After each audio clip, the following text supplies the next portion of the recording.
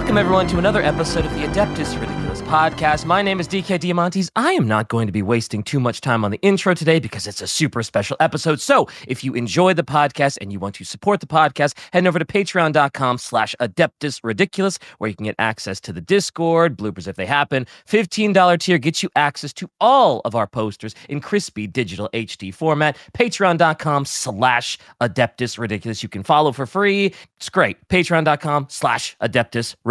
Bricky. Hey, what's up? If you would like to support in other ways and you are particularly interested in getting some of our merchandise, it is down in the description at Cr1tikal.com. Made down here in SoCal, except for dice, but that's a whole other world. Get out some of your shirts, hoodies, the bunch of new dice, all the usual stuff, the posters, of course. Actually, recently, even with the holidays, we've upped the crew by another like 3 people. So things are going out a lot quicker. So check it out, Cr1tikal.com, down in the description. DK, normally we have one person in the walls today. We do not. No, we have. I think we're the ones in the walls today. We're kind of sitting back a little bit. We have 2 people in the walls. First things first, before someone who's been with us in the past and known for a while, Luetin, how you doing? Yeah, how are you doing? I'm all right. Yep, good to be here. Good to be back. You living everything good over on your side of the pond? Yeah, I mean it's Christmas time, so you can't go wrong really. Except for how long it goes on for. But yeah, loads of new 40k stuff coming out at the moment, and tons to talk about. So yeah, it's exciting times. Yeah, and in addition to we have another new guest for the podcast today, Mr. Cr1tikal. How you doing, man? Hey, I'm doing really well. I'm going to be kind of like the big idiot here. That's kind of just like the new guy to the block. I'm very excited to be here. Hell yeah. Well, you have a little bit, I was going to say I have a little bit of competition with DK. I was going to say, I'm the big idiot. Don't worry. Like, I got you. You're going to look brilliant. You're fine. You're good. I won't let you take that from me. I've got to be like the lowest IQ guest. And that's going to be my little claim around here. Oh, the good thing about Warhammer is there's never a stupid question, because there's always so much going on with it. But thanks so much for joining us. We got a big-ass group today. And I guess for the viewers more specifically, I think it's just kind of good to get a bit of an idea of what we're talking about. There's not really like a topic today. It's just kind of, like Luetin is grandfather, big daddy lore man. I'm very much new kid on the block. DK is buddy learning about it. And you recently have been getting into a lot more kind of into the 40K, like super into the world, so to speak. But like you've been playing a lot of the games, getting more into the lore, mostly, right, Charlie? Yeah, so I'd say the rabbit hole has been unbelievable. So I started with the first Space Marine game because when Space Marine 2 was about to come out, I wanted to replay the first one. And nice. I loved the first one. It was great. And the second one came out and it was unbelievable. And then I took a big plunge into the lore. So big shout out to Luetin. Anytime my car comes on, his videos start playing. I don't drive without listening to Luetin lore videos. And it's becoming a problem. Like I'm buying minis out the wazoo. I've got fucking crazy amounts of pre-painted armies that I've been assembling. It's so good. Wait, hold the phone. We're already in the miniature side of things. Oh, miniatures. If I just had not just miniatures. I mean like models. So I bought like like some of those resin models that a couple companies put out like on third party, just because I think they're really nice display pieces. I've got some Joy toys for the Primarchs. Oh man. Oh wow. So you already have a pile of shame? Yeah. Oh wow. A pile isn't even the right word. So I've got like a room of shame. Yeah. It's like a little common area in my upstairs is nothing but various Warhammer armies I've been finding on eBay, and then some of the models people have been making, like these resin ones on Etsy and eBay. It's a lot. Let's go. Hell yeah. Was there I mean Luetin specifically, like I very much had my Luetin phase as well. It was always really surreal. What? Oh yeah, dude. Are you kidding me? No, I meant like you've given up now. Is that you just don't return He's anymore? out of that phase. Done with that. Man. Finished that now. I moved on to better out things. of the way, old man. It's the new Padawans coming. No. No, it's still super handy. But way back when, because I started when I was like, I played Space Marine 1 and Dawn of War when I was like 12. But same kind of deal, right? Like when I was 18, 19, I got a little bit more into it, and then the Luetin Trek was a big part of it. I'm actually a little curious, which of his videos did you start with, Charlie? I went in order, so I started with like the Necron, like the Necron tier, the War in Heaven. I went from that video and just followed chronologically through the playlist. So right now, I just finished. I think it was the Legion of the Damned is the one I just finished. So I can't remember which one comes after. Good Smashing. days. Right. See, this was going to be one of my questions, which was sort of how much do you know about 40K so far? I was really curious just to know, so because you've sort of alluded and mentioned about constantly like checking into the lore, and obviously from the Space Marine games you pick up a lot. But yeah, sort of, do you feel you have a pretty solid grasp of the general picture of 40K lore at this point? I think, like, as far as the basics go and like the factions, I think I have a decent handle on like the very cookie cutter nutshell synopsis of them. It's more so like now I'm getting to the point where I'm diving more into like specific battles and stuff like that, like the Demonculaba, like Uriel and all. Yeah. I think that's one of the most exciting. I think that's one of the most exciting points to be at, because it's very overwhelming for people coming into it, and once you can get a good grip on the basic sort of foundation, then you get into the really, really interesting stuff. The Emperor, his intentions, is he good or bad, all that kind of stuff. Oh, I mean, Luetin, you and I on your recommendation, listened to First Lord of the Imperium. And like, I feel like a lot of Warhammer lore is a bit of a bell curve. It's really hard to start off with. And then when you get that hook, there's like a million things into it and so many things to consider. And then you get into the really weeds of it all. And that's when it can get sometimes a bit overwhelming again. Yeah. I mean, just as a short, you can go off on a huge tangent, but just the short one is kind of, nobody really knows still what the Emperor is. Nobody really knows what he is. Yes, there's these dreams where he seems to have been around in humanity since the beginning, but you don't know. Is he just some weird creation of Malkador? Is he a relic from the Dark Age of technology? And he sort of conjured up memories for people. You don't know. Nobody really knows what he is. And that's kind of interesting. It's like, have we been trapped like a kind of horrible wasp spawn where they kind of lay eggs? And you know what I mean? Like, is he parasiting off humanity? It's super interesting to speculate and think about that. Oh, I know what he is. He's a corpse on a throne. He's a big, dirty, filthy corpse on a throne. And damn, should he better stay there? Actually, speaking of, because I'm very chaos coded right now, at least in my current world of the Warhammer. What army did you start with, Charlie? So I haven't actually played any of the tabletop yet. That's a whole nother plunge that I'm excited for, but also a little scared by. Like that shit, like it seems frighteningly complex. But I will be playing Necron for that because they're my favorite. Let's baby. go. Let's go. Sorry. That's pretty much all I've played for 10th edition so far, really. Like they're fun. Like a really good spot in the game, right? Yeah, it's its own like until today. Well, part of it's other parts got buffed. They've been all over the place in 10th, but no, Necrons are really fun, and their new model stuff has gone. Like, I mean, when I saw the Silent King that came out, I was like, oh, he's so cool. Yeah. He was so much fun. Okay. Did you read any of the books then? Did you read like Infinite Divine or? No. So I haven't read any of the books. I read them by proxy through Luetin reading them. That's kind of how I consume the books. It's just that you have to, that's the wrong answer. You have to say, and I also got really into the audiobooks as well, because otherwise... Oh, that's right. And I've been checking it out through Audible, Luetin's Audible. Yes. I'm actually, I came up with a load of recommends. Yeah, I came up with a load of good recommends as well for today, but we'll probably touch on it later. But that's the other thing. It's very overwhelming for people coming in. They might sort of play Space Marine as and they think, okay, great, I would love this verse. I want to know more. And then people start saying to you, oh, check out the Horus Heresy series. They start to look into it and think, oh yeah, this is great. Check out the first book. And then learn that there's like 50 more books after that. I mean, yeah, it's daunting. The amount of books blew me away. Like, I knew the world had existed for like 3 decades, but it didn't dawn on me just how many books and how much lore that would be. Like, there's more lore in 40K than there is for like actual humanity. It's crazy. It's genuinely true. And I mean, honestly, there's also never really anything to feel bad about, because some people I meet and they're like, oh, I haven't gotten into the books yet. And like me and DK, just finished the first Horus Heresy book like 2 months ago. What? Oh yeah, we finally we never got into Horus Rising based on your recommendations, Luetin. You always said the best place to start is anywhere you want.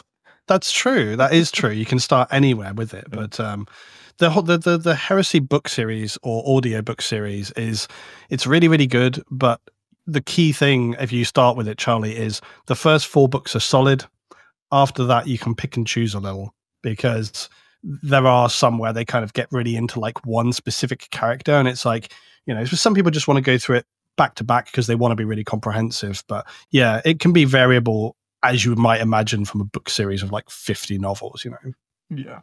Luetin, if anything happens to Torgadon, I'm gonna kill everyone in this room and then myself. Like, Yep. him and Garvio Loken are the coolest goddamn characters I have read in a while. 30K Space Marines have such character, and it's really like, I mean, there's plenty of 40K Space Marines that are awesome, Dante especially, right? But it's just there's so much there. So have you read any of the books yet, or are you like waiting to step in?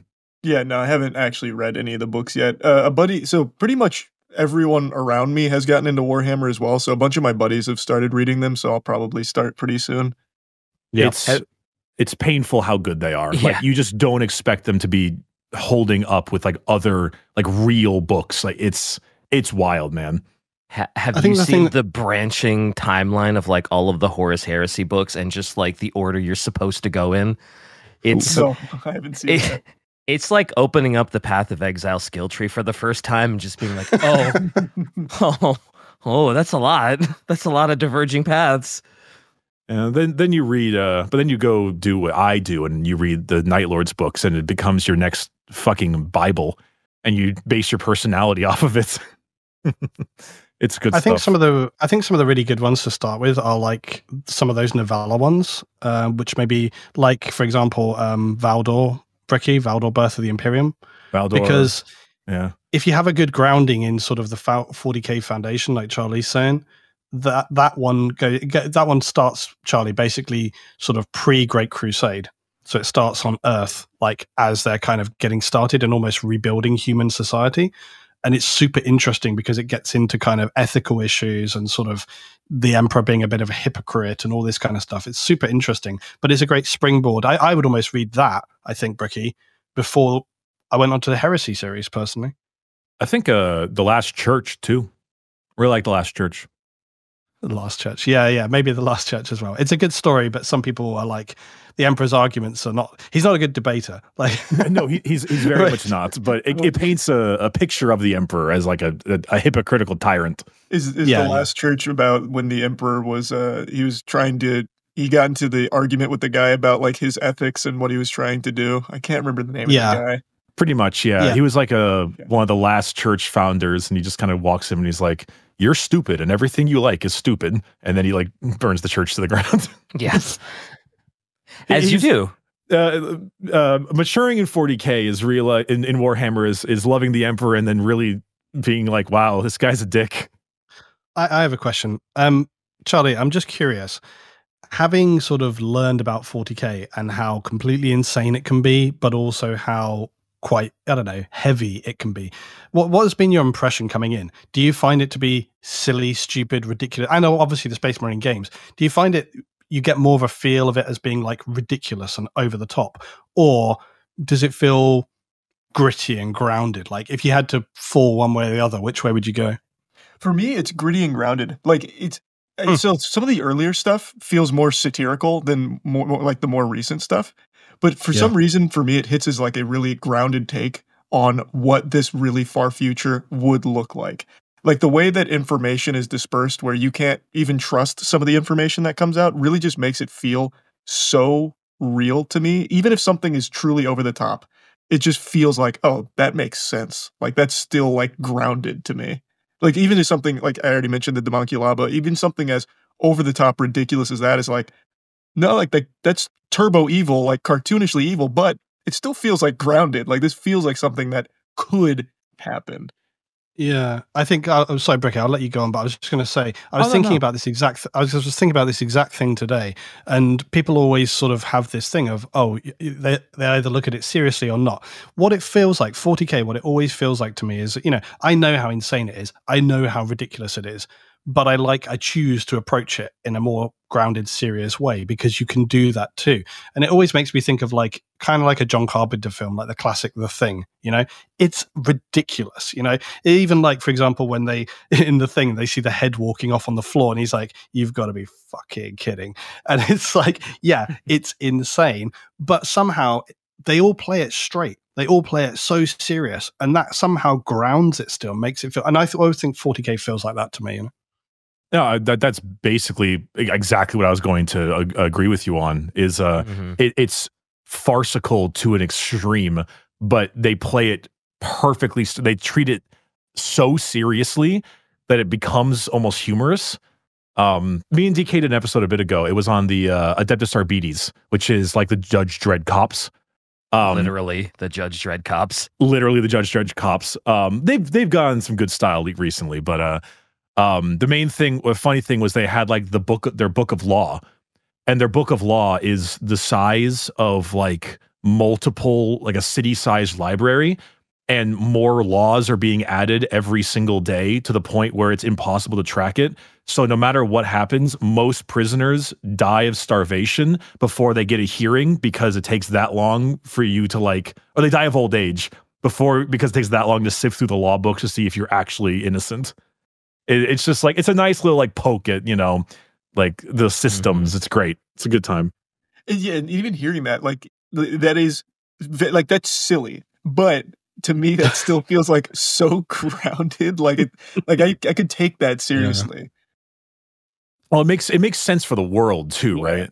I think that's one of the big things is that everything is stupid, but when you are able to keep it in, consistency is not what I would consider Warhammer to be the best word with, but at the end of the day, everything is still in that same tonal realm. And it's especially when you look at the Necrons, right? Like the Necrons are such a level above, but one of the common jokes is that when they're immortal, they just don't care. So half the reason why they haven't taken over the galaxy is because they just take 1,000 years to have a political hearing because they're immortal. Who cares? Well, besides Necrons, what else have you snagged? So the big one is Necron, but I've also been really getting into the Grey Knights. I think the Grey Knights are super cool. I've been a big fan of the Grey Knights, and then also Orcs. I think Orcs, and Shai just mentioned. Let's Orcs go. I think Orcs are so fucking cool, and they're the perfect example of being silly. They're constantly fighting each other. If they believe in something enough, it's just true. It just works. I think that is amazing. I think that is so fucking cool. So those have been. I like the fact that the orcs obviously originated right from the beginning, almost like the Eldar, and so they're kind of theoretically designed as this weapon to counter the Necron as well, and. Although nobody seems to obviously understand that in M41, they seem to still be being quite effective in that regard. They're almost impossible to exterminate. They continually innovate and come up with ways to sort of attack worlds and all sorts of stuff like that. They nearly destroyed the Imperium at one point. That's a great story, Charlie, to go off on. But yeah, they nearly destroyed humanity at one point in time. And they very much could again. And it's because, they seem to be not a concern to begin with. They're really underestimated because when they're in small numbers, they're really not a big threat. You can just destroy them easily. But once they pick up momentum, it's there's no stopping them, and that's, it's a cool concept. And also, they're the only good guys in 40K, so there's that going for them as well. So. I mean, the word good is doing a lot of heavy lifting there. Yeah, they're not evil, but they're still malicious and will eat you and your children and everything you love and hold dear. Yeah, they can't help it though. I mean, that's not their fault. It's just they were just built different, right? Yeah, you can't be mad at a pile of shit for smelling like poop. You know what I mean? That's how I feel when I think of the Tyranids, and it's they're just hungry. They're just hungry little guys. Sure. It's just, I mean, it's so funny though. Sometimes I think about that, and then I read an orc book, and they have human slaves, and they just make them do shit. And it's just so awful but then it's being written from an orc's point of view, so they're just kind of like giggling and like laughing and pointing fun at the humies, even though it's like the worst thing in the world. No, they're great. They're great. Did you try any of the other 40k games, Charlie? Anything? I played a little bit of Darktide, and I played a little bit of Bolt Gun. Hey. Oh yeah, Bolt Gun. Bolt Gun slaps. Bloody love that. I like Bolt Gun too. Yeah. Rogue Trader though. Rogue Trader is solid for like lore and storytelling. And you guys have been trying out the sort of CRPG sort of things recently, and it's like, yeah. It's a good one to go for. Yeah. Rogue Trader is basically it came out like right after Baldur's Gate 3, so eyes were not on it. Yep. It's also a Pathfinder game, so it's going to be consistently updated over the course of the next 2 years, but yeah, Just are you familiar the with storytelling Rogue Traders? Oh, sorry, Luetin, go ahead. I was going to say the storytelling and the attention to detail in that game is like really, really strong as well. It teaches you a lot, and they thought about a really clever way of ensuring that anybody who played that game could also get a lot of the lore out of it, because they have their own kind of codex and stuff. So if you're not sure of a term related to whatever they're talking about in the game, you can click on it and it will basically open sort of the in-game wiki, which will sort of tell you what it is. So really, really excellent that they did that. But no, it's great. You play as a rogue trader, which is basically a pompous 1%er asshole. No big spoilers at all, but like one of the small quests in the first like 3 hours of the game has your seneschal guy named Abelard basically being like, hey, the lower decks are revolting because we turned off their heating and like a lot of their kids died. And you can go down there and be like, well, they deserved it. Like, I think 5 of your options involve killing them, and like your other option is like the good guy option, which is okay, give them a little bit more food and put their heat back on, and don't touch me. What a saint! Wow, it's lovely. It's they don't pull any punches. It is full blown aristocratic 40k. Isn't one of the options literally just like, yeah, I don't actually want to deal with it. Abelard, you go deal with it. I'm going back on missions. And Abelard just goes and like kills everybody. I think he executes them. Yeah, it's great. It's great. It's so funny. It's played so straight. But no, definitely if you like CRPGs, I don't know if you ever played Pathfinder. I think it's Wrath of the Righteous or something. I have not played, but I played Baldur's Gate 3. I like that a lot. Yeah, it's basically 40k version of that, and it's still being updated. It's cool. Plus, a rogue trader has the ability to have like lots of different kinds of companions. So like you can have an Eldar companion because you're given that freedom as a rogue trader. Oh wow. Yeah. And you can't have like a Necron because they wouldn't stand for that, but it's cool. Though there are Necrons in the game. So I'm thinking about like when somebody's come from Space Marine 2 or like any of the new series that are coming out and they're interested, they're coming into 40k, maybe they find some lore on YouTube. Charlie, for you, what is the more appealing side that because we talk about sort of looking at books or audiobooks and things like that. Are you more, do you find yourself pulled more towards the heresy, like learning more about that story? Or are you more interested in, for example, the unfolding future story with Gilliman and the Imperium now, like which is being told obviously in Space Marine 2, and it's highlighting what's happening there. Those are the two big things. There are some Alien Xenos stuff happening as well. Of those three things, like which one would be more appealing to you, and I think why? I'm curious why as well. So for me, it's about the unfolding. Like the Horus Heresy is amazing, but to me that's a component of the overall world. So I like learning about it, but it's not like, it's not why I like 40k because of the Horus Heresy. I like where it is and getting excited about where it can go, where it is going, and I like the future of it more. Yeah, interesting. Yeah. I mean, because one of the things that I've said a few times now, and I think I said this the last time on the show, but I'm pretty sure I'm literally going to die before I find out what happens with the Emperor because of how slow they reveal the lore. And it's like, guys, I had got a little time left in my life. Like, it's like, I've reached the halfway point of average humans. It's like I need to, you need to speed it up, crack on a little bit. But yeah, they really have. I mean, I think one of the great things about 40k at the moment is that they really are pushing things forward. People complain a little bit sometimes, I think, that we aren't finding out things quickly enough. But I think people forget where 40K was 15, 20 years ago, where you almost were not getting novels. And now they've released new novels literally every single week. So I mean, me and DK, we have our new favorite boy, Mr. Versace himself. Vashtor the Archiphane is arguably one of our favorite characters that have come out of the new lore. Love Vashtor. Poor Vashtor. I mean, he's going to get the Bellacore treatment, which is sad. Charlie, do you know much about Vashtor? No, I haven't learned anything about Vashtor. I just looked him up though. He looks very cool. I see why you call him Versace. He looks cool. Yeah. That's the trick. He looks cool. That's where they caught you out. He looks cool, but then well, yeah, but then you see his rules. His rules are bad. His rules are very bad. But his lore is great. His lore is incredible. Yes. He's basically he's not a chaos god. He's basically like a demon.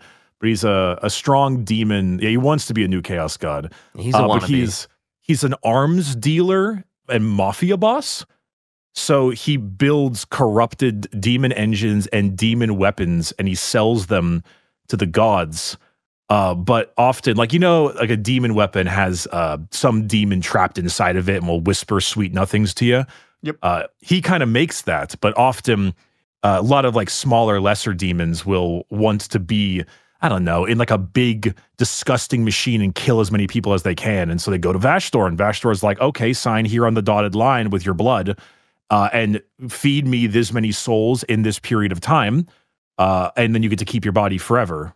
And then sometimes it doesn't work. And then you get to serve in his, the soul forges forever. And he's just like big mechanical man. And he's really fun, but he's been pushing the lore forward a lot. He's trying to unlock some old school shit, and it's good. Him, the lion are really kind of coming in the picture a lot. Call. Well, the lion, we still need. They've been doing stories basically. So Charlie, the Primarchs, and they're returning. Sort of, some of them are returning now, right? You got that part. So, and the lion obviously is with the Dark Angels, Guilliman with the Ultramarines, but really we're waiting for them to kind of come together and discuss. That's what the big thing I'm waiting for anyway, is they haven't brought the lion and Guilliman. Bricky, I don't even know if Guilliman is aware that the lion is back again. Off the top of my head, I don't. We've never had like them speaking, and the Cicatrix Maledict makes communication really tough. Yeah, but Guilliman's off on his crusade. He's very busy, so yeah, I mean, I met Dante, and Dante reports to Guilliman, so I'm sure it'll be in a book at some point. Yeah, but basically, waiting for those two guys to come together is a big thing. You mentioned you played the original Space Marine, and then what was the other one you said? Oh, Bolt Gun, right? Yeah, a little bit. I never actually finished Bolt Gun though. Yeah, I mean it's good. It's a little repetitive, but it's fine. Did you get any of the RTS like mechanic? Well, our Mechanicus is turn-based, but like Dawn of War, etc. No, I keep hearing about Dawn of War. I used to be a big RTS guy when I was younger, like StarCraft and Halo Wars were my big ones, but I never tried the Warhammer RTS. I did forget to mention one, and this doesn't even pertain to 40K, but I played a lot of Warhammer Online, so their fantasy MMO. That shit slapped, and I was so sad when they shut it down. Oh my god! I didn't even know there was a Warhammer Online. Yep, when was that? That I think was 2011. No, it would have been. I think it was like 2008 or 2009, actually, somewhere in that ballpark. Wasn't it like that'd be the fantasy? Yep, Age of Reckoning or something. Yeah, yep, Age of Reckoning. Oh my god, that's so long ago. Holy, 2008. Yeah, the bones are creaking. I hear the bones just aching. Well, like Dawn of War 1, I think came out in 2004. Way back when. I think it's the main thing that comes down to every single Warhammer thing is it's so varied and there's so many factions. I'm sure you've never ever heard of the Soul Drinkers before. No, I've not. It's a side Space Marine chapter that some people really like and most have never heard of. But like you play something like Space Marine 2 and you're like, oh hell yeah, you get your NIDS, your Space Marines, and then you get your 1,000 Suns. But that's still like what?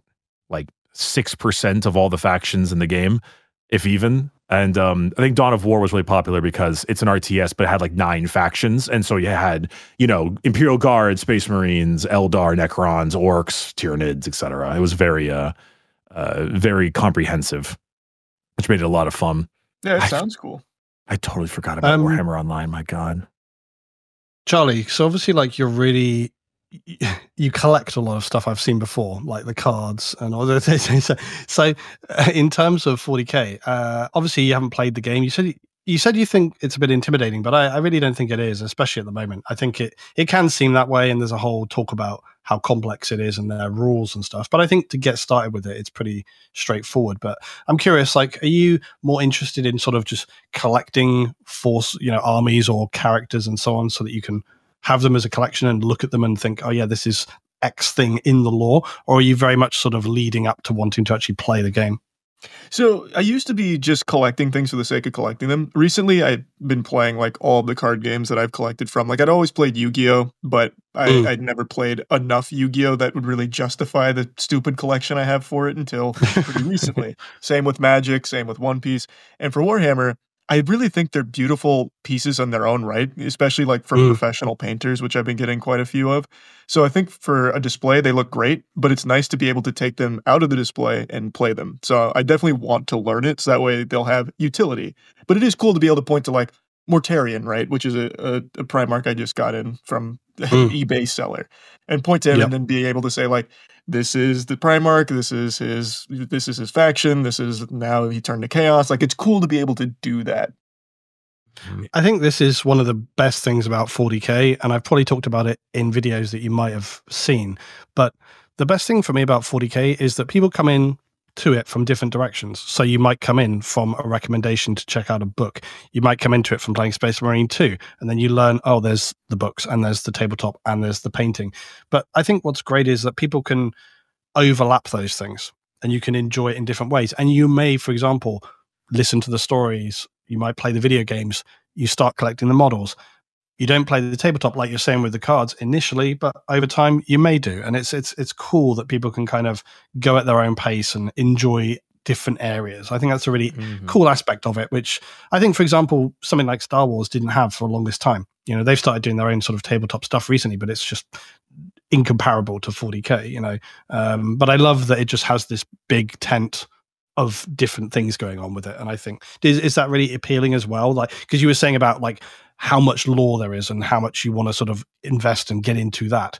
But is it appealing that, hey, this is curious, there's this world, and then they've got all these other things going on too? Yeah, I think that's a huge draw to it. Like, it's not just me. Like I said, most of my friends have gotten into it too. Not even because I've been like spreading the gospel or anything. I'm not out here banging on Warhammer books trying to convert, but people have just been finding it through like the property blowing up. And I think a big draw is just how much there is to dive into. Like, there's so much fucking meat to it. So people really resonate with maybe one faction, and you'll have like 30 hours worth of content on YouTube to watch about that faction, or like 20 books to read about them. So the fact that there's just so much and so many different components to it just makes it really enticing.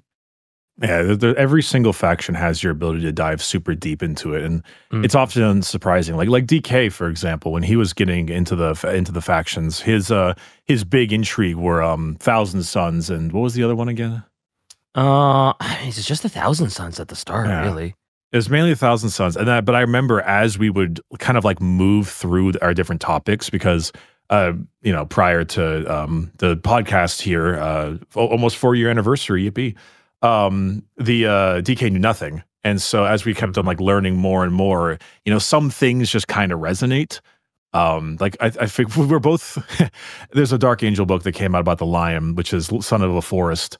And it might, in my opinion, be like a top 5 40K book like ever made. But the two of us were just like, all right, I think we're Dark Angel fans now, because it takes just one book to fucking send you down that path. Yeah, and that happens like every week. Every week, it's like you learn about a new faction and you do a deep dive, and it's like, oh no, it's another like really cool faction, and it's like, oh god, I'm gonna spend like, this is gonna be my identity for like the next month. Yeah, I've got like a 10,000 point, I've got like a 10,000 point solar auxiliary army in the house, which is like 4 giant boxes full of models, and I'm like, okay, in 2026, I'm going to kickstart this project because it's just so massive. But yeah, you do kind of go down these horrifying rabbit holes. And then there's all the adjacent stuff as well, like Necromunda.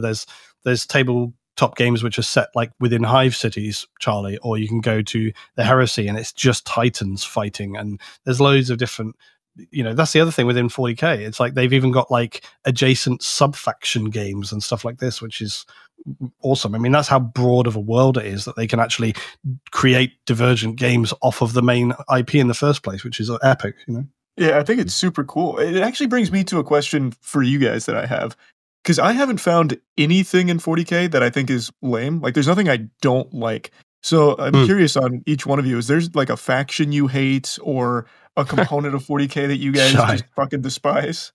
Oh, perpetuals are definitely one of them. Perpetuals are a big one. Are you familiar with Vulcan, Primarch of the Salamanders? Yeah, he can't die. Yeah. Well, do you hate the ambiguity of this, Brookie? Is that what you're getting at? Like, I hate I'm a big fan of stakes in stuff. Sure. I like when a death is meaningful. It's one of my biggest issues with Marvel right now is that they can yank anyone from a multiverse, and it's just like that weight doesn't matter as much. It nullifies it. I get that.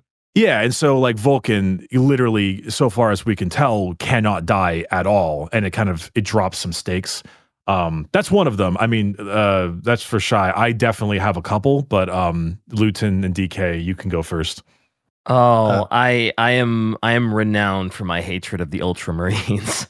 Oh, so much. What the fuck? I know. Listen, they used to be written so like they used to be so overpowered and they used to be so boring, and I just never resonated with them. But I explained this to you last time, DK. I explained this to you. The more I learn about like their named characters, learned about the Demon Kalaba, what Uriel Ventress went through, and then the Space Marine games, it's like, okay, I'm softening up. I saw Calgar do the superhero stomp, and I was like, all right, that's pretty dope.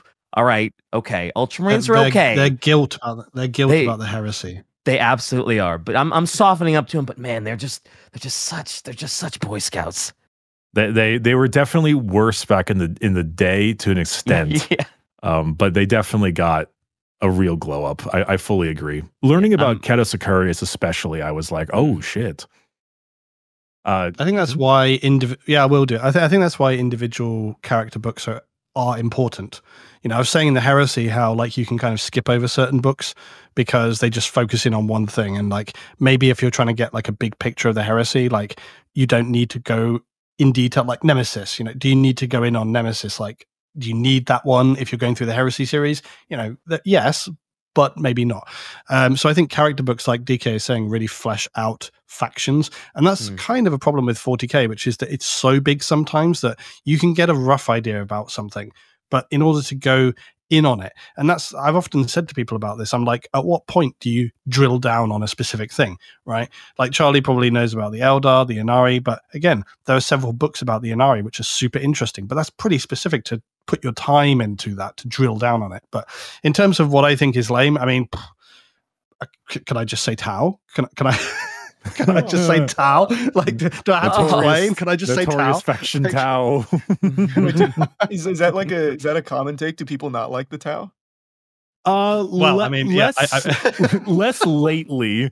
I think for people who have been into it for a while, like me and Luetin, we heard Tau hatred a lot more back when. I think they've softened a bit lately. Yeah, they have. They've gotten a bit. Basically, Charlie, when was it? Like early 2000s? I can't remember when they first came in. Way back when. 90s or late 90s. Essentially, Games Workshop was like, hey, people like Japanese mecha stuff. Let's crowbar that into 40K basically, and everybody, and so it does appeal to people who really love that aesthetic. And in truth, like I often sort of meme about it, but like the Tau are genuinely quite interesting as a faction. They do have some really cool stuff going on with their lore and where they're coming from, but they are a bit of a meme in 40K. And I mean that 40K is not short of memes. No. But the Tau are pretty easy pickings. Let's just say. I'll go ahead and plant my flag. Yeah, there. go. I'll be a Tau defender. I think they're very cool. I like Yeah, let's go. Stylistically, they're cool, and I just love the idea that they like present as like, you know, the holier than thou good guys, but like they're just kind of all being mind controlled, basically. Like I think that's so cool. Yeah, see again. That's Charlie's watched my video about this, so now I'm going to get a little shit about it. It's like, we don't know they're being mind controlled. We don't know that. I think so. But yeah, it is a aren't we just all mind controlled by our governments anyway? Please no. Isn't life just a mind controlling of superiority? Come on now. Shy screaming in caps. Luetin lied in his video. Yeah. I started my video. I started my video in Comics Sans. Like, you know, it was a big hint about that video. Hold on now. Hold on. If we're talking about spreading misinformation, brother, I got a PhD. I don't think you're the one who has the issues here. Maybe we should just take the heat off of me. I'm okay with that one. Imagine though, Luetin has just brainwashed me into just believing the town mind theory. This is a really, really interesting part of 40K, and I've talked about this a bit recently. It's really, really funny, which is that, you know, in 40K, there's this whole thing about the propaganda of the Imperium and how they, you know, misdirect and change things. And that even within the sort of higher up bodies, like the Inquisition, there are departments which are completely contradicting and working against each other and being totally counterproductive. And Gilliman saw this when he came back to the Imperium. He was like, right, I can clearly see that all of this stuff, all of this history, which I'm trying to use to understand what has happened so I can make a big plan, is completely useless because they've just been propagandizing for like 5,000 years. So he just realizes that, yeah, it's pointless. But what's more interesting is that the 40K community is actually reflecting sort of the Imperium, because many times people get hold of something and then it turns into a meme, and then somebody takes that meme but then translates and tells that to somebody else who then reads that as the actual lore, and then enough people talk about it that they start thinking that's actually what happened. And it's just, so it just goes on and on. And yeah, like when you're making lore videos, there are obviously many YouTube channels which make lore videos, and sometimes when you're reading up about stuff, people might, you might word it wrong, or you speak about something not quite as it is, you know, and which is why I try to be as careful as I can, unless like with the How video, I'm joking around. But yeah, that stuff seeps into the community, and over time it can lead to confusion. But I just love that mirror of the Imperium being this thing where misdirection and confusion and propaganda is constantly a thing. But it seems to happen in the 40K community as well, where people constantly taking something and spinning it out to an degree. It's just cool. I just love how that kind of works. So TLDR, Tau totally brainwashed, right? Yeah, that's what I'm that's what I've gleaned from this. Luetin, the entire speech you just made had me slowly sinking into my chair farther and farther, because you are literally just describing me. Like that, if I had known that every Faction Explained video would have popped off as much as it did, I probably would have fact checked that bitch a bit more, because it's not perfect, and I make mistakes constantly. But no one has the ability, especially if you're doing a weekly podcast, to okay, here's the book on Dante. Like, I don't have the time to read 40 hours of audiobooks for Dante in a week. So like sometimes you go with what other people say and what other like the wiki articles and stuff, and sometimes that shit isn't right, and it always throws me off. But we should probably catch up with some of the non sort of book stuff. We should talk about some of the series things that are happening. So the two things that are happening: the Secret Level, which just came out this week, and also finally, after the endless circles of people debating about it, Cavill and obviously Games Workshop have said the Amazon series is happening now. So that's pretty exciting. Did you check out the Secret Level this week, Charlie? Yep, I watched it last night. What did you think? And so, I think it was a beautiful piece. I think it was super hype. It's just a shame that it doesn't have enough room to breathe. Like, it's too short to get across like a big story. So instead you're watching a snippet of a story, which is still cool, but it kind of felt like an E3 trailer. Mm-hmm. See, I told you, DK. Oh, I'm sorry for liking it. No, I like it too. I think it's good. Like, I enjoyed it. I just wish it was Yeah. longer. I just wish it was longer. That's all. Same. Oh yeah. But I mean, I definitely wish it was longer. No, I think we all wish it was longer. In fairness, but yeah, it was definitely. It didn't try. I think it's one of the reasons I liked it is that it didn't try to be more. Yeah. And also, I don't think I've seen as good of a representation of chaos on the big screen like that. Yeah, Loved big one that. for me. It was horrifying. Absolutely incredible. When it was, I really did love that where the guy's suit just pours out with he's either been turned to liquid or it's blood and it just pouring out, and it's just like that was really epic. The other thing I really liked, because I like little details. There's two actually. This and Space Marine 2. I loved the purity seals burning off, Bricky. Yeah, when they That enter was a corrupted zone and the purity seals for the Emperor just flame right away. Yeah, It's great. Yeah, Great touch. Because go on, DK. Oh, I was going to say, I kind of like the fact that like throughout this whole like 15 minutes, they're dragging this coffin around and I'm just like, oh my God, what's in the coffin? Is it a weapon? Is it a gun? Is it and then the big reveal happens. It's like, no, it's just a fucking psyker in there. They're just dragging around a goddamn psyker. And he dies immediately. Immediately. I love that part because it's just like, you think it's a super weapon, right? Yep. Or something like going on there. And it's like, no, this is our battery psyker that we protected so that we all don't die when we get down here. And then he just immediately dies. It's great. It's such like Charlie, horrible treatment. Favorite part? Favorite part of the short? Yeah. Oh, absolutely. I love the way they display the brutality of the Space Marines. I think they did such a good job. So when they're getting like bum rushed and they just start popping heads, like it's just slowly walking and it's just a pile of gore and viscera behind them. It's so good. It's such a good depiction. I have a question related to that then. How, obviously, like I've seen some of Godslap and, that doesn't hold back. And I'm curious, obviously, how much do you think the violence, the gore, that aspect, because it's still, it's a dark verse 40k, and it's always some of the descriptions of stuff that happened to people in 40k have always been really full on. How important do you think that is to the IP? Because a lot of people are worried now. We're moving into talking about the Amazon series, and obviously Amazon have done some series where they also don't hold back, but it depends on the audience, right?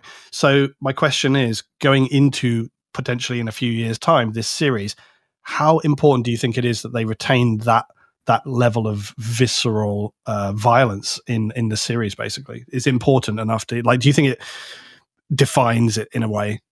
So I wouldn't say it defines it, and this might sound juvenile, but I do think it's like of paramount importance. Like, it is so integral to a lot of the universe. Like the grimdark, like you need it to be disturbing. You need it to be over the top. So I think they need to keep that DNA intact where they're not afraid to show something really gross and yucky. Like The Boys does it to a certain extent for a comedic effect, but if you take like the similar concept and extend it to something more grounded and serious, I think it has to be there for 40K.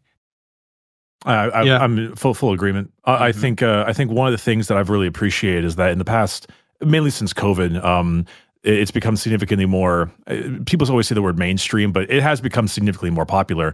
But with that, especially with the games recently and some of the books that they put out, it is not held back. They have really maintained the brutality. And I mean, there are certain things they won't do. Like, you're not going to have like the quadruple titty fiends from Slanesh, probably. Just yes. like just for the classic reasons, If there's not 4 titties on them, if there's no 4 hunkers there, I'm out. Well, it's not lore accurate. A man of taste. Like, Glad how to hear dare it. they? Like, they clearly don't care about their IP. But no, genuinely, like, there's obviously issues with that because a lot of cultures have a much less lenient, kind of policy when it comes to sex as they do to violence, which is its own silly topic. But like, besides that, I mean, every time I see a new 40K thing, like, you see those new codex arts and stuff, and it's just gross. It feels disgusting. And it's nice to remember that this is a world that you don't want to live in. It's the world I'd never want to live in. I think we said as well that in the secret level, the sort of demon figure, they designed that really well. Like, it was very uncomfortable and weird. It felt a little bit alien-ish, like in terms of sort of, it had face-hugger-ish elements to me, but it still was like bizarre enough. And the fact that its mouth opened and then that went like into their eye, into their mind and soul, like that was really awesome. It felt very, demonic, basically. They did a good job at that without it needing to be done through just violence. I think in some ways that's what I really enjoyed, was that they'd gone from this section where the Space Marines are fighting the cultists and they're just smashing hell out of them as they would, but then they go to this other figure and it brings this same level of horrific violence but in a totally different way. So that was quite good to achieve that in such a small piece of media. Do you know what I mean? Total side point, I do like how we have confirmation that it's the fact that Titus is just built different. like there's no like fancy thing that we're aware of. No, he's just built different. He's just a fucked up kid, or was, and he's just his brain is that crazy. It's kind of man. As they were like going through all of the Space Marines and just like chaos was ripping him apart, I was like, oh, just wait till you get Titus. Wait till you get to Titus, bitch. Like it's on. I'm curious. I guess another question for you guys. You've all played the first Space Marine game? Yeah. Yeah. So do you have any theories on what makes Titus so good about handling the chaos? Because they still haven't fully expanded on that yet. I think he's just built different. Just, you think it's just actually like he is built differently? Like he's just a different kind of guy? I think his brain, I think he's just that. He's just him. And I mean that like in full sincerity. I think he's just him. Because like 40K often has a thing where very often the application of force, it will work in every scenario to an extent. Every shield can be broken with enough guns. Every mind can be cracked with enough persuasion or whatever, right? Like, and I think at some point the reverse is just true. Some people, I think, just have that clarity of mind. Like, you like the Grey Knights, right? You remember Castle and Crow, the dude who holds the demon blade all around? Oh, yeah. Yeah, he's an awesome character, but his whole point, he's not like genetically enhanced. Well, they all are, but you know what I mean? Like, compared to the other Grey Knights, he is just that fortified of mind. So I think he's just built different. Is it bad that I kind of want him to be just a little chaos tainted? Just like a little bit, and just like there actually is just a little bit of something chaos pilled inside of him, and that's what's giving him a little bit of like an edge over chaos, and he's just really good at like holding it back, and he's just really good at hiding. He's like, no, guys, trust me. No, my sources, I made it the fuck up. Like, believe me, I'm not touched by chaos. Would have agreed. It is a cool with you idea. before too, but yeah. I've speculated on that a lot, that was potentially like one avenue they could go down. I did speculate also that maybe he is a little bit of a null.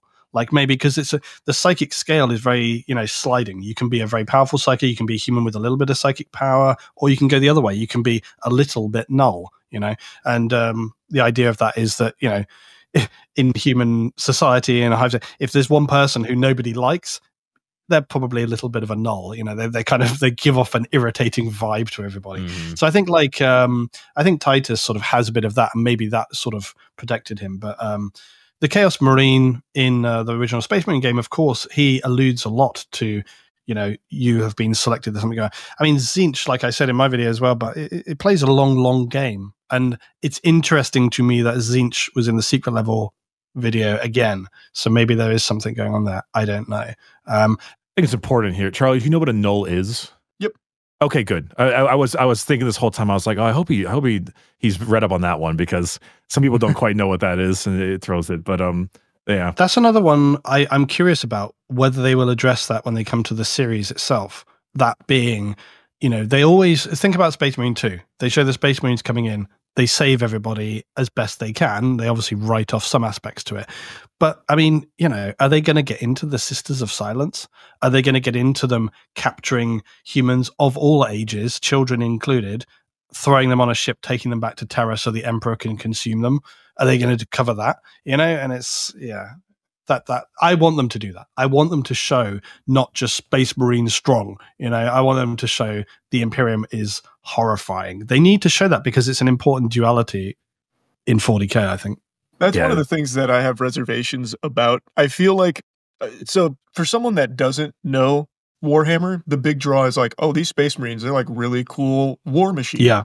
So you expect it to be kind of them just going around killing things. Like with the Sayama Peterson's Astartes, when I first watched that, obviously didn't know anything about Warhammer. So as they were going through like killing, then they get to the Psychers and I'm like, what the fuck is this? Like it was a complete change that I didn't expect. And I feel like going for a more mainstream audience, they'll probably try and keep that as like a shock thing as opposed to something that'll be like, you know, pretty woven into it throughout. That's my guess.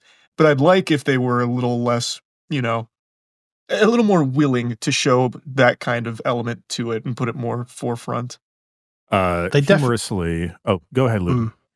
No, I was sorry. I was only going to just say that. Yeah, they definitely do need to show it, like you say. But whether they make it a strong bar, I think it might be, like you say, a shock reveal for people coming in, because when they make this series, it's definitely going to be designed. They need to design it for people coming in new. You know. Yeah.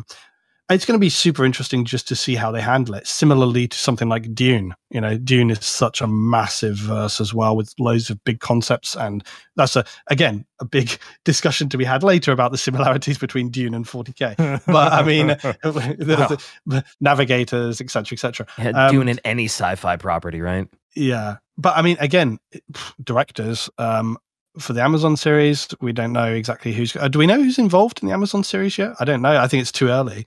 Yeah, it's too early, I believe. Hopefully Denis Villeneuve will be finished with Dune and can just move straight on to 40K. That's my hope. Oh. I would lose it, man. That'd be the best thing. It can't be anybody else from me. You know, can I get Robert Eggers on it? I want him to make something weird. I want him to make some random crazy shit. I'm seeing Nosferatu on Christmas Day, and I'm super hyped for it to go along with the Imperium side of stuff. I'm sorry, I'm gonna have to bring this up every single time. I'm sorry, DK. There's the Night Lord books, which are my favorite 40K books and my favorite books in general by a country mile. Absolutely phenomenal writing. But one of the fun parts is because it's so brutal. Like the main characters are a bunch of Chaos Space Marines and their slave named Septimus, because he's the 7th slave. That's the main characters, and it's awful. But in the second book, there's a really good excerpt when they're going to a space station to take a bunch of new slaves, and one of them is an Imperial machinist worker, and he's just like living in this 200 square foot hab block with his 16-hour work shifts of like putting things on conveyor belts, and his life is like the most miserable thing you've ever seen. But he's in the Imperium, and ironically, he gets more freedom to live aboard a Chaos vessel than he does in the Imperium. And that like dichotomy is interesting, because obviously the Night Lords like skin kids for fun. They're not cool guys, but seeing that like dichotomy and juxtaposition is, I think, really kind of shows the brutality of the Imperium as well. Also, Charlie, you got to worship a chaos god. Which one are you picking? Oh, yes. I was thinking about that. It's probably got to be Khorne. Like it's like that's so simple. That's a really simple one. Keep it really Blood pure. for the blood god. Nice. He'll never stab you in the back. Exactly. Just for the stab you in the front, just the face, over and over again. In some ways, it's it's a laudable god. In some ways, you know, honor. It's courage. honor, so long as you know, happy to have a fight. Have a good scrap.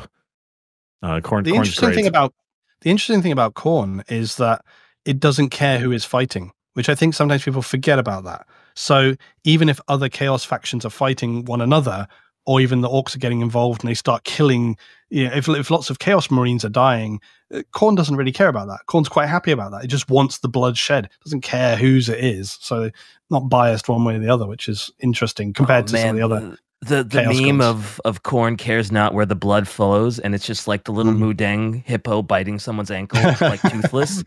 I love that. I love that shit. Yeah. Yeah, no, Khorne is shit. It's a good. It's also fun. I feel like Khorne is underrepresented a lot. He's so, I don't know, like murderous, don't get me wrong, but like there's still plenty of like ethereal weirdness to him. Actually, a total non sequitur. Charlie, did you watch the other secret level episodes? I only watched the Pac-Man one after the Warhammer one, which was... I gotta know your thoughts, brother. I gotta know it. like that one was only 12 minutes. Like that one was like you blink and it's over. But like it was a really good concept piece. Like I thought that was a really interesting idea for Pac-Man. Okay, so you did like it. Good. Yeah, I liked it. Okay, I thought it was. I think they should lock up whoever made it, but like in like a Norway type cell, like make it kind of comfy. Because I watched it and I was like, this is fucking absurd, and I absolutely adored it. It was like my third favorite underneath Unreal Tournament. It reminded me of if you've ever played it, Abe's Oddworld. Yeah. That game is what a bloody callback. hard. Holy dude. What a callback. I love that they remastered those games because that was that's my childhood right there, really. Oh goddamn. Yeah, no, it was a wild one. I really recommend the Unreal Tournament though. That one's pretty good. Yeah, I plan on finishing the other ones. The one I'm really excited for is next week, Concord. Honestly, I am more excited for it to be better than Warhammer, just for it to be like genuinely like real cinema. I'm praying for that because it would be so funny. Couldn't be any worse than the game, right? That's so true. Like, think about that though. If it is actually good and it gets like critical acclaim, like everyone's singing its praises, then it might gaslight them into re-releasing Concord for it to flop again, and we could have a Morbius situation. It'd be amazing. I was about to say it was going to be like a Morbius thing. They're going to assume that there's some kind of inflated interest. Oh, that'd be so good. Actually, you obviously saw the Astartes thing before, right? Okay. Yeah. I find the Astartes project to be really, really fascinating because it's obviously just like a big fan project. On that note, did you watch any of the Emperor Texas speech stuff? No, I have not seen that. I've seen a couple other fan projects though for 40K. Like there's a recent one that came out. I think it's from a solo animator as well, and I can't remember the name of it. But unfortunately, I'm legally not allowed to look up Warhammer content. It is my job to stay ignorant. Oh, Bricky, Bricky, do you know what was really funny when I was watching the secret level episode? When they walk into the demon lair, it was almost shot for shot the Space King where they come in, and I was like, wait a minute, is this gonna mirror it? It was nearly the same, and I laughed. Art imitates life, man. Okay, that's great. The one I was referring to, it was The Awakening from Gabriel Christiane, I think is how you say their name. I don't think I've seen that one. It's actually really good. So it's long too. It's 51 minutes. Holy. Yeah. Oh, this is too much. Okay, this is actually a bit ago or somewhat recently. Yeah, this one, this is like when I started getting into 40K, and they dropped this, and I was like, oh my god, this community's unbelievable. Yeah, I did Dark see Angels. Okay, interesting. Yes, Dark Angels and Necrons. There's a really cool bit to the end. Yeah. Okay, smallest nitpick. I have to ask you about Luetin. I love the secret level. I love the Astartes stuff. I think it's great. Do you ever find it a little bizarre that they're just like walking, like there's no urgency? Like they do walk quite a long way, but I presume, I mean, again, as with anything 40K, you can rationalize it a million different ways. True. Who knows why they had to drop pod? Maybe they had to check through the area, secure it, blah blah blah blah blah. You know, you can work it out loads of different ways. Charlie, is there a Space Marine who needs to rush, right? Yeah. Is there any other areas within 40K that like are particularly interesting? Like any kind of niche, not faction based, but I would say sort of stuff outside the main line? Because obviously you've kind of heard a lot of the lore already. So I'm thinking Dark Age of Technology, Malkador and his origins, other elements like that really piqued your interest and are like, I would love to drill into this more. I would be so happy. It'd be like Christmas morning for me if they just had more about the war against the AI, like the entire that whole era is still just kind of broadly spoken about with the iron and all that. Like it doesn't actually have everything that happened, and I would love to know more. I think that's so fascinating. I think I talked about that. I was just gonna say it's not like a concept that hasn't been explored. Like, I mean, even Mass Effect has that to a certain extent with like the Geth. But I just think in Warhammer, there's just so much they could do with that time period and that like grand catastrophe that it'd be amazing. Yeah. I think I talked about it a lot in my STC video where we go over sort of like the whole golden, there's that excerpt that they find, like a historical document, and it goes through it. It's very kind of poetic, so it's kind of hard to interpret like what they're talking about. But it talks about the sort of Iron Men, Golden Men, doesn't it? And then there's that whole thing people talk about is the Emperor one of these Golden Men from the Dark Age of technology, etc., etc., etc. So they keep it pretty deliberately obtuse most of the time. Yeah, I think it will stay that way. What I like is that it's very 40K. That there are seemingly many AI that have survived, but are just completely off the radar of humanity because they're so ignorant they can't tell. Like it happens in that one where it's the ship which. Oh yeah, that's great, isn't it? There's one of the great Mechanicus ships. The what are they called? I can't think. The words going out of my head. What are they? Arc Mechanicus. The forge ships of the Mechanicus, and this guy's going around in it, and eventually he ends up connecting because there's an AI in the ship, because a lot of these ships do sort of trace back even to the Dark Age of technology. And so one of the tech priests ends up connecting with this AI in the ship, and they use it to fire its weapons, its Dark Age of technology weapons at some Eldar, and they kill them horribly because the weapons are insanely overpowered.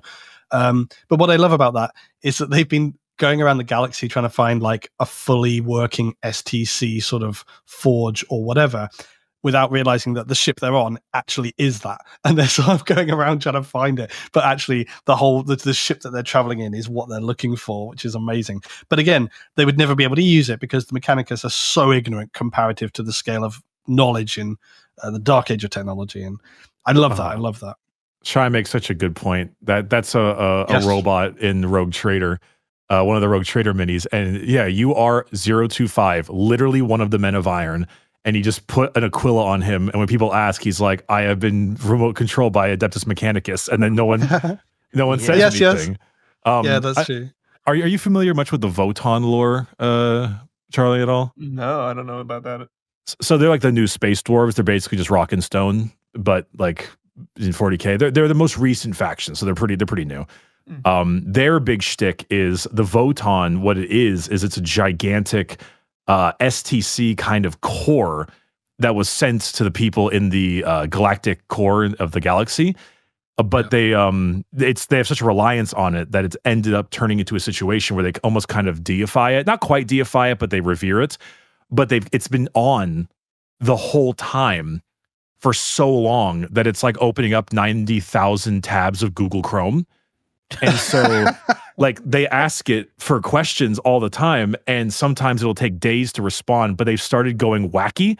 They started developing like personalities, and they don't answer things correctly, and it's gotten super weird. But those they basically got like 1,000 Alexas stacked up next to one another, and basically, yeah. And so like that's an AI core that's just there. But because dwarves are always so goddamn protective of all their stuff, like no one really knows. It's funny. There's been a really good time. Plus, they have AI models in the game. They just have robots that they work with. Yep. Mm-hmm. But then if the Imperium ever asks them, they're like, "Shut the fuck up! Don't talk to me." And it works. It works out quite well, in fact. I swear it's not AI. Surely it's not. Yeah, there's such the level of ignorance and backsliding the Imperium has. This is one of the really funny things. Again, like I say, when you come into 40K, the thing that people see is big Space Marines, glory, honor, indestructible, like you see in that secret level. So you get this impression of the Imperium as just being this kind of righteous, sort of Spartan, society almost like. And then when you get into it, you realize that they are incredibly stupid, very ignorant. Obviously, compared to our technology now, highly advanced. But in the scale of humanity and where they should be in the galaxy, incredibly dumb. And they're too busy like fighting all these wars. They haven't got time to sort of focus on it. And it's just, it's a really cool dystopian bleakness to 40K, which I love. Just this kind of constant grinding failure, I gotta find the photo. It's the new one. They just showed it off in the High Lords of Terra 10th edition artwork. And it's such a wild image because it's there we go. Here's part of it. Not the full image, but a lot of it. And these are like the people that lead humanity. These are the High Lords of Terra. Mm-hmm. And you just see that. You look to the right and you see like the lady there, and she's got two cherubs with guns on her shoulder pads, and the lady on the left has a church for a hat, and it's just the weirdest shit on the planet, and I love it. They're a bunch of cretins, and like when you think about it, these are the highest ranking individuals of humanity, and they look like this. It's so good. Yeah. Anyway. It does have like a really unique sort of interesting aesthetic, I think, and that's really appealing to it as well. But yeah, Charlie, does that appeal to you? The sort of glory of the Imperium, but also this bizarre bleakness that exists there. It's this curious like double thing that it has going on, which I really enjoy, which you don't see so much in other verses, I think, where it's kind of like humanity is really amazing, powerful, epic, but it also sucks. Like they just fail all the time. I love that. I love that disparity. Yeah, it wouldn't be as special if they didn't suck. If it was just like they actually are this righteous group, you know, and they're only doing good guy stuff, it just wouldn't be as fun. Like, I don't think the universe would work as well. Like, if everyone else is a bad guy except the Imperium, it'd just be lame. I love the designs in Warhammer too. It's always so fucking cool. Like, this idea that everything needs to be so extravagant to like a gaudy degree, like a Emperor class Titans, which is just like an entire citadel on top of a Titan. It's so cool. Yeah. It's and so the little silly. and have you seen in those images of those Titans, Charlie, like in the legs of those Titans, they have little like steps coming down, and they have armies of soldiers in their legs. So as they're walking across the battlefield, so they have the big church on top, and they're fighting and they're shooting these weapons that are like as powerful as a sun. And then little doors open and their legs at the bottom, and thousands of soldiers run out of their legs. Like, I just love it. It's Absolutely so love cool. it. You know, actually, to roll back that same question you had us, I mean, you said Necrons are the first army you're starting. Which army just doesn't appeal to you in the slightest? See, that's the thing. Like, since I've been talking a lot about Warhammer recently, like on streams and stuff, so people ask like, "What do you like and what don't you like?" It's so easy for me to say what I like. I haven't found anything yet that I actually don't like. Even Perpetuals, it seems like most people don't like that, but I think Perpetuals, like the concept of a never dying figure, can be used really well. Like, they don't have to die per se. There's a lot you can still do, like creatively with imprisonment, which we've seen other media do with a character that's immortal. Like, you can make it work. Multiverse stuff, I don't like. So the one thing that I do have a bit of a gripe with is the way it plays with time occasionally. I don't like. It hasn't happened a lot, but there is times where it tinkers with time that I'm not too big a fan of, because I think anything when you get to time manipulation is way too messy. It gets way too convoluted, and I usually try and steer away from that kind of stuff because it doesn't appeal. But everything else, I think, has just been kind of a slam dunk for shit that I like. I don't know, They've man. done I a think good the job answer of- was Tau. Yeah, go on. No, I think the answer was Tau. Sorry. They've done a good job of, but just give them a year. I'm telling you, the tower about to have a crazy glow up. I got a feeling. Bro, you're entirely right. I never gave a shit about the mechas. I always loved the Covenant from Halo 2 style, and then they redid the entire Cr1 range and gave us new Vespids in the kill team. And so they're starting. they're tickling my fancy a little bit. They've done a good job of avoiding going down the time stuff too much. They do touch on it here and there, but I think they're kind of aware that it's dangerous and destructive. And the multiverse thing too. I think there are some stories where people say that kind of is part of 40k to a degree, but I think they haven't really gone in on it in any big way. And I hope they never do, because I think it really destroys IPs. I mean, you just can name many others that they've tried to do this with, and it's just, I don't think it'll ever happen with 40k either, because I think similarly to Shai says, they do cool stuff with time where Galaxy's so fucked with war and chaos, no one fucking knows what year it is. Yeah, exactly. I like that. I like the idea that, again, when Gilliman comes back, he starts trying to figure out what year it is and what time is going on. And again, he quickly realizes that the timeline is meaningless, which is why I often have people in videos saying, like, Luetin, can you tell us the date of this? It doesn't matter. Like, it doesn't matter. Like, in some respects, yeah, sure, it helps us as an audience to order our thoughts, but it doesn't matter really in the scheme of things. And they've started to even change the way they record time in the narrative now, because it's like it's only localized to certain areas, because beyond that you cannot keep it accurate enough for it to be even worthwhile. So yeah, it's really cool. But Yeah, I don't think they will ever go down any kind of multiverse route personally, because I just don't think that's how 40K is done. And Charlie, this actually links to something I was going to say earlier, which is that I think overall, like I said, in terms of I don't think I'm ever going to live long enough to know what happens with the Emperor. They are careful about how quickly they reveal stuff. And although they have been banging out a load of stories recently, they don't, I mean, Ricky will tell you, like, they don't get into the meaty stories without being more careful about it. And look, they don't get everything right. There are, people have opinions about stories and events they've done, which are good or bad or interpreted well or not. But I think overall, they try hard to not screw it up, because I think it's seen as like an ongoing timeline rather than we get to this point and then we can do it again in a different way and do it again in a different way. I don't think they're interested in going that direction. And yeah, I hope they never do. We've been going for a good period of time.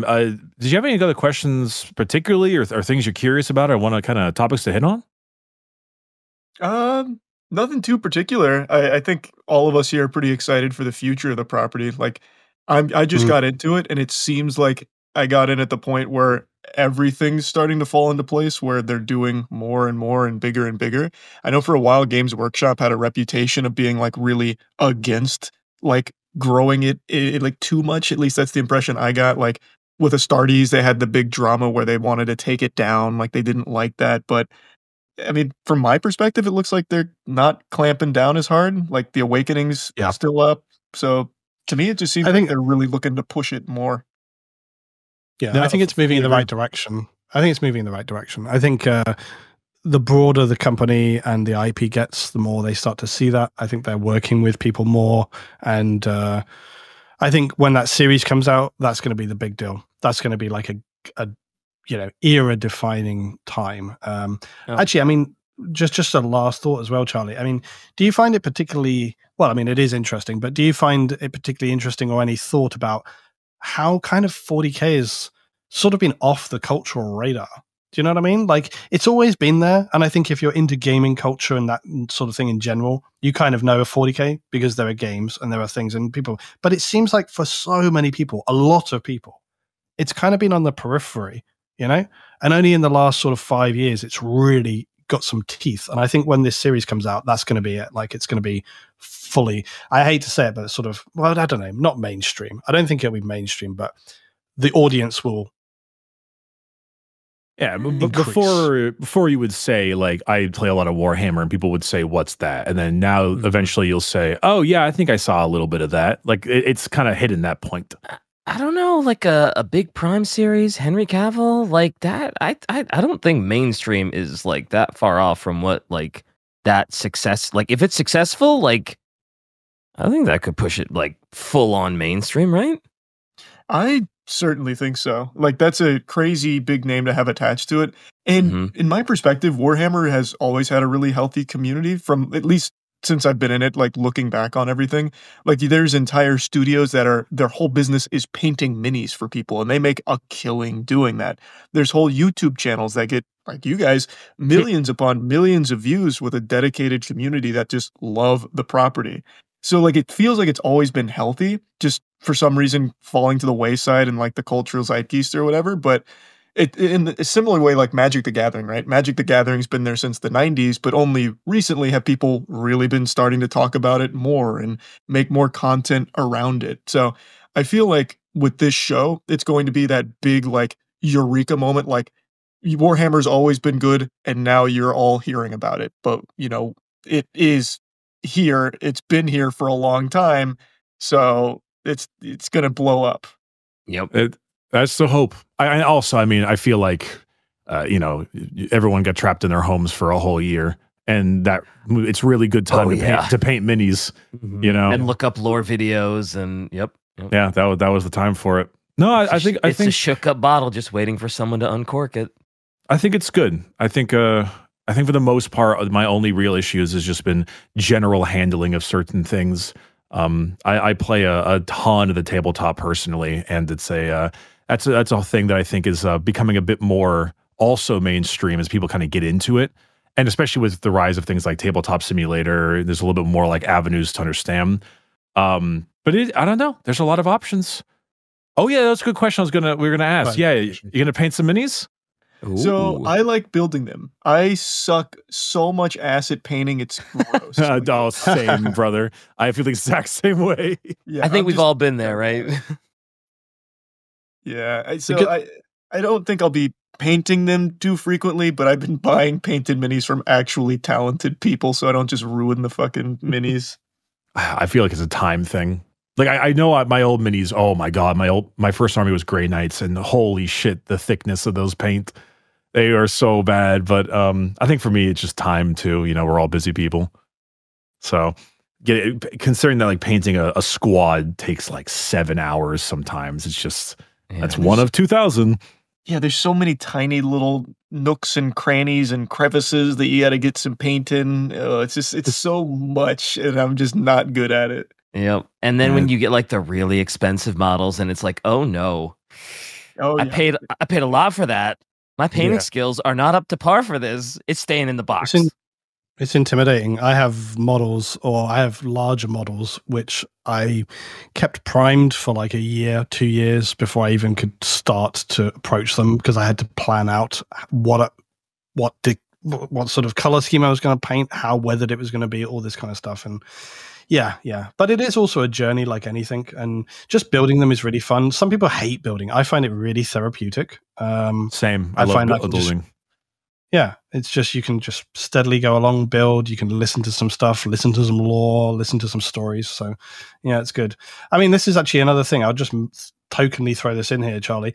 Like, there is a whole area of 40K, which is that some people find the building side of it and the painting side of it really beneficial for mental health. It's a really big thing. People love it. People that have been in the military, or people that just, trying to find ways to sort of calm themselves. And I get so many messages from people about that kind of thing. It's just a whole other area. And it's not something people think about, but that's another really kind of wholesome, amazing area of this where, yeah, it's a great part. No, you can get a lot out of it. Yeah, you can get a lot out of it different ways. Yeah.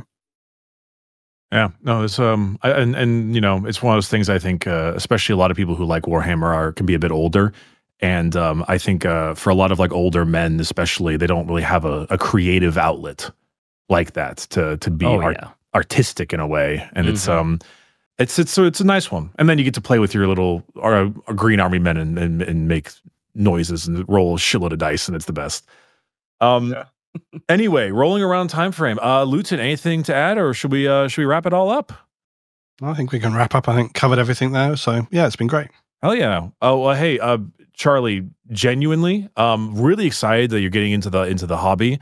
I think all of us definitely did not expect it to become as big as it was, at least in the last couple of years. But goddamn, am I not complaining about it? No doubt. No, definitely not. I love it. I wish I got into it sooner. I guess if we're gonna wrap here, I'd like to throw one question out, kind of close it here. Yeah. Do you guys think the Warhammer community is ready for it to be mainstream? Because I think once the Amazon series hits, it will be. Is that going to be something the community's excited about, or kind of skeptical on? Depends on the person. Yeah. There's going to be a mixed bag. There's, I mean, every do you watch much Formula One stuff? Not really, not often. Okay, so I don't either, but my sister and her friends are really into it.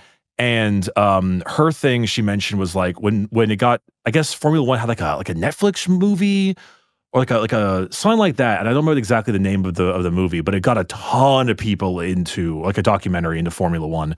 And the fan base had a name for the people who got in from that movie because they're not like real Formula One fans. And I honestly feel like that is exactly what it will, and it honestly is currently happening in Warhammer, but I mean, those voices don't really get to have a say because it's going on whether they like it or not.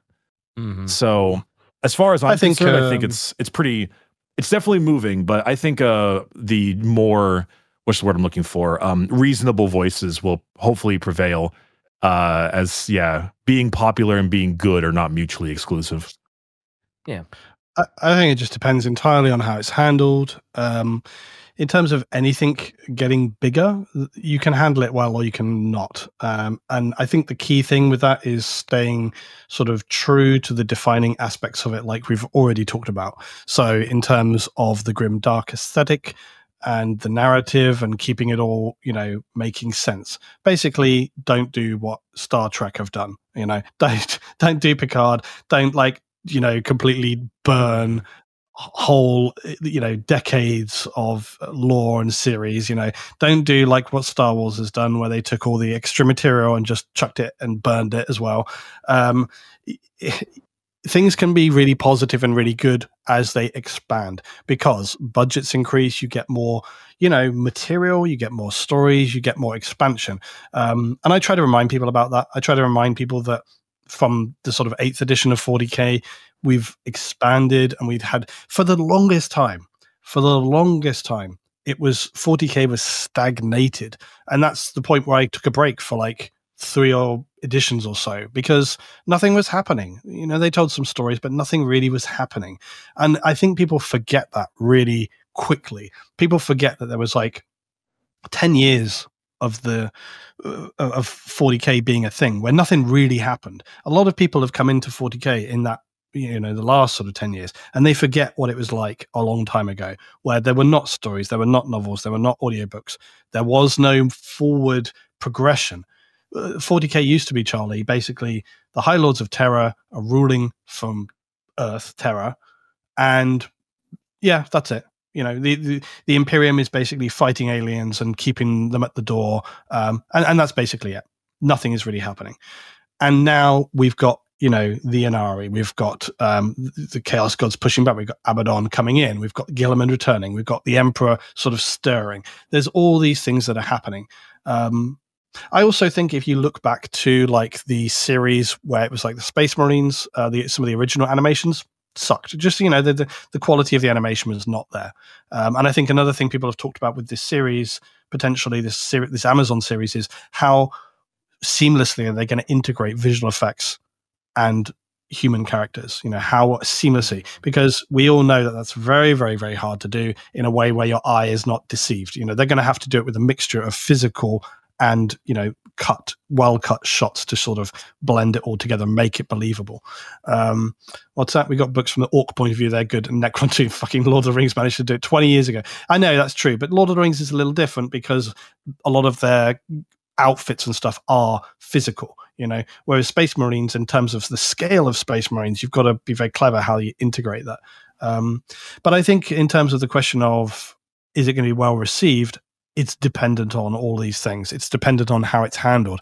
And a lot of people, of course, want to believe that something going mainstream will just destroy it automatically these days. I don't think that's the case. I think that there are going to be things inevitably that are compromised, because that is just the nature of it. But I think everything that I see leads me to believe that they will want to keep a tight rein on it. Everything that you see Games Workshop do, and their writers want to keep it tight. And if they don't, it'll be to their own failure, because it will inevitably implode over time if they don't. So, yeah. But I think for the audience, it is what it is. It's going to be a mixed bag. You can't please everybody all the time. Simple as that, really. And do the same thing, but with a bigger budget. Mm-hmm. Well, let's not say the same thing, but like. But I think it's a positive era. Is ultimately the message. Yeah, I think the message overall is it's a positive era. I'm happy that things are being told and unfolding. I mean, Christ, Bricky, like the way things are going at the moment. I mean, you can't keep up with the stories coming out. No, you genuinely can't. I fully agree. Everyone I know that like there's some grouches, no doubt, but like everyone I know that likes Warhammer generally got into it in 8th edition. And if they didn't, and they got into like 3rd edition, 2006 or whatever it was, they took a huge break because they were bored, and now they're finally back and they're stoked. And it's such a widespread community that it's going to be hard to get every opinion. But no, I think, I mean, I'm hopeful. So far, everything that we've gotten has stuck to the values of this shit sucks, this universe sucks, it's bloody and gory and awful. And that's awesome. That's what I want. God damn it, we love it. And God damn it, we love it. So, yeah, I think awesome. I have tentative hope I think if it doesn't go well, it won't be because of anything going mainstream. It'll be the same reason everything goes wrong: plain old mismanagement. And also, Charlie, I'll just say a big thanks for you for coming in, speaking to us today as well, because I think people like yourself coming in and having that sort of interest and wanting to be involved with the 40K community is equally important. Do you know what I mean? Rather than just being like, hey, I've heard about this thing and I'm going to talk about it a lot. You know, getting involved with a community, I think, is really important. And I think people coming in and doing that is really great. So I really appreciate your time and talking to us today about it all. It's really been really great. No, thanks for having me on board. Like everything I've seen from the community has been extremely positive. Like it's not just Luetin and Bricky that I watch. I watch a lot of Warhammer as well. Like I've been very deep into like actually consuming the content and learning about the community as best I can. And I just really like all of it. Like I haven't seen anything like negative or anything like that. It's all been great. So I'm excited to see it continue to grow. Hell yeah. No, I'm very, very happy to hear that. I would be honest, I'm super surprised that you had a bunch of miniatures yourself. That caught me a bit off guard. But like honestly, I have like 9 armies myself. Like I every time there's an army I don't really care much about, I read a book about them and I'm like, fuck, I guess we're starting Gene Stealer cults now.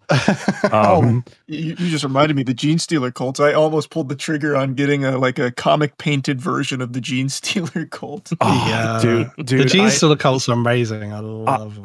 I'm going to do mine up like Disco Elysium. Each of the factions are going to be colored like a various mental map of Harry Dubois, like the blue and the red and stuff. I'm so hyped. That's going to be super. I don't even know anything about Gene Stealer cult, but I just thought they looked really cool and the paint job was nuts. And I was almost like, I'm going to do it. Yeah, man. No, again, thank you so much. You're always welcome to the pod. Obviously, if I'm sure if you ever have questions or things going on, myself and especially Luetin would love to hear from you, answer whatever you got. But until then, thank you everyone, also to our audience and for all of our listeners, to really appreciate it. Shy is a secret fan as well. I don't think it's a secret, Bricky. I think it's well, she waited till the end of the episode to do it, but so a little bit of that going on too. Very sweet.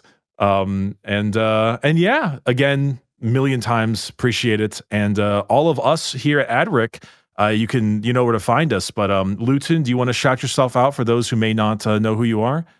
You can find me on YouTube, Luetin09, Luetin09. I cover 40K lore. Hopefully you've seen me before if you're listening to this podcast, but if not, come and check me out.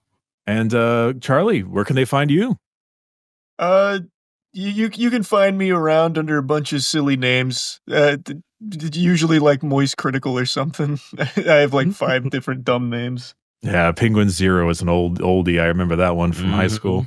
Good days. Awesome. Everyone, viewers, thank you so much once again. And we will see you next week for the 4-year anniversary of Adeptus Ridiculous. Peace out.